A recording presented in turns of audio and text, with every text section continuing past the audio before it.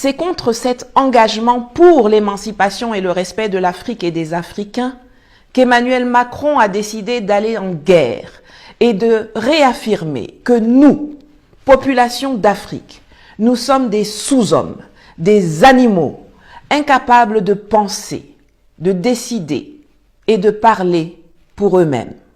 Et si vous croyez que j'exagère en ce qui concerne le racisme, le racialisme condescendant de Macron et de la classe politique française et européenne à l'égard des Africains, je vous invite à écouter le discours qu'il a tenu lors de la conférence des ambassadeurs du 2 septembre.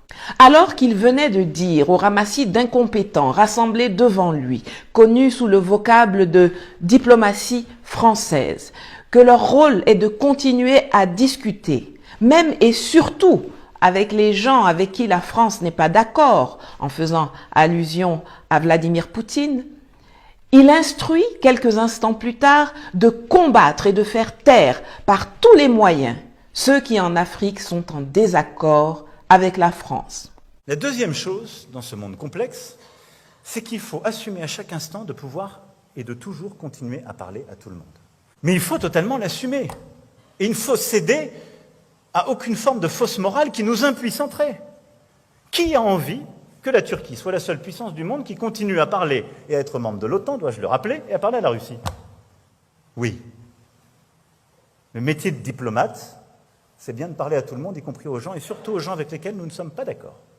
Parlant d'influence, je veux ici aborder aussi un levier plus défensif, et c'est une mission nouvelle des dernières années, mais qui doit être au cœur des missions du réseau. Le monde a changé, je l'évoquais, et notre pays est souvent attaqué. Et il est attaqué dans les opinions publiques, par les réseaux sociaux et des manipulations. Le continent africain en est le meilleur laboratoire.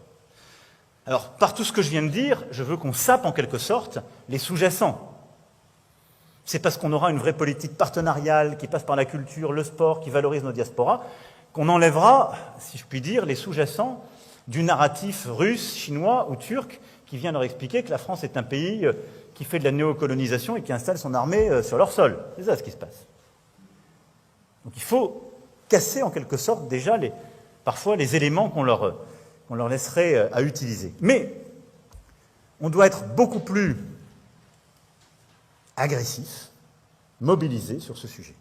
On discute avec ses semblables, avec ses égaux, mais certainement pas avec ses moins que rien à la peau foncée, qui, par une erreur de la nature, ont l'audace d'occuper le si riche continent africain tant convoité.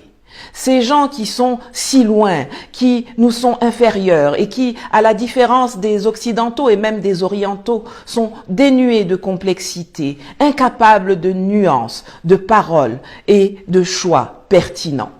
Dans la vision et le narratif de Macron et de ses prédécesseurs d'ailleurs, l'Europe, c'est pour eux. Et l'Afrique, c'est aussi pour eux.